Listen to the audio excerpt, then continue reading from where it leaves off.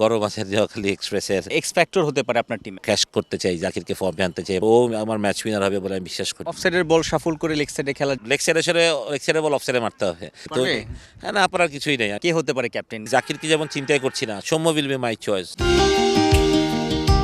নোয়াখালী সবসময় আলোচনা থাকে সোশ্যাল প্ল্যাটফর্মে, নোয়াখালী বিভাগ চায়, অনেকেই অনেক রকম মজা হয়। এখন বিপিএল অবশেষে নোয়াখালী ফ্র্যাঞ্চাইজি এসেছে, নোয়াখালী এক্সপ্রেস। নোয়াখালী এক্সপ্রেসের হেড কোচ খালেদ মাহমুদ সুজন, মানে কতটা ফ্যাসিনেশন কাজ করছে?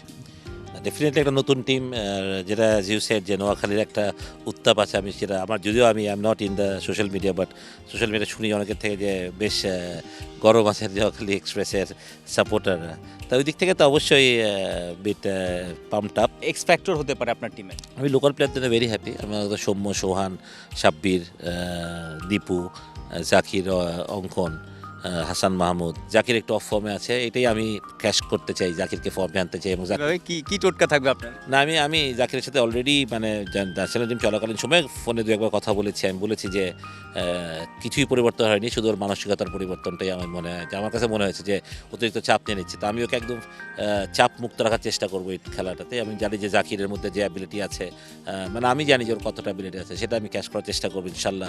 ওই বিপিএল থেকেই আবার he will be back in form, এবং ও আমার ম্যাচ উইনার হবে বলে আমি বিশ্বাস করি। জাকির আলী যখন ন্যাশনাল টিমে চান্স পেয়েছে ওই সময়টাতে বা তার আগের এক দুই সিজন ঢাকা প্রিমিয়ার লিগে আবাহনীতে খেলেছেন, আপনি তখন কোচিং করিয়েছেন। সো সেই জায়গাটাতে আসলে ওই জাকির আলী আর এখনকার জাকির আলীর মধ্যে পার্থক্য আপনি কি দেখেন? পরিবর্তনটা কোথায় এসেছে? ব্যাটিংয়ে নাকি সাইকোলজিক্যাল, না তার লাইফস্টাইল সব কিছু মিলিয়ে? না, কোনো কিছুতেই পরিবর্তন আমার মনে হয় না। জাকির ওরকম যা ছিল তাই আছে। জাকির যখন আবুরিতে গেছে তখন সে ডোমেস্টিক ক্রিকেটার ছিল না, এখন সে ইন্টারন্যাশনাল ক্রিকেটার। তো ইন্টারন্যাশনাল ক্রিকেটে খেললে একটা ছেলেকে খুব তাড়াতাড়ি অপোনেন্ট রিড করে, কম্পিটিশনের সাথে থাকেই এই জন্য যে তার উইক জোনে তারা চেষ্টা করে অ্যাটাক করতে, স্ট্রং জোনে বল করার চেষ্টা করে। বা জাকিরকেও এক ফিট সামনে নিতে হবে। আমি যেটা বলি, জাকির ইসলাম ওটাই কথা হয়েছে যে এভরিথিং সেম, খালি মানসিকভাবে আপনি যখন সারা গ্যালারি ভরা দর্শক আপনাকে ভুয়া ভুয়া বলবে, তখন it's not easy to bat. আসলে সত্যি কথা, প্রেশারটা আরও বেশি হয়ে যায়। তখন আপনি মানে সোজা বলটাকে আপনি কঠিন বানিয়ে খেলছে জাকির, আমার কাছে এটাই মনে হয়েছে। অফসাইডের বল শাফল করে লেগ সাইডে খেলার যে ইন্টেনশন থাকে, ওটাই চেঞ্জ করবো, যখন লেগ সাইডে বল অফ সাইডে মারতে হবে, তাহলে দুই দিকে মারা যাবে আসলে। তো পারবে? হ্যাঁ, না পারার কিছুই নেই। আমি মনে করি যে আগে যেমন সাফল করতো, উইকেটের উপরে উঠে যেত, আমি চেষ্টা করবো এখন সরে গিয়ে, যদি আপনি উইকেটের উপরে যান তখন অফ সাইডের বল আসলে তখন আর অফ সাইডে খেলার মতো অবস্থায় থাকেন না আপনি, পজিশনটা আপনার মানে ব্যালেন্সটা থাকে না ওরকম। কিন্তু আপনি যখন লেগ সাইডে সরবেন তখন আপনি এক্সট্রা করে মারতে পারবেন, পয়েন্টের উপরে দিয়েও খেলতে পারবেন, আপনার লেগ সাইডেও খেলতে পারবেন।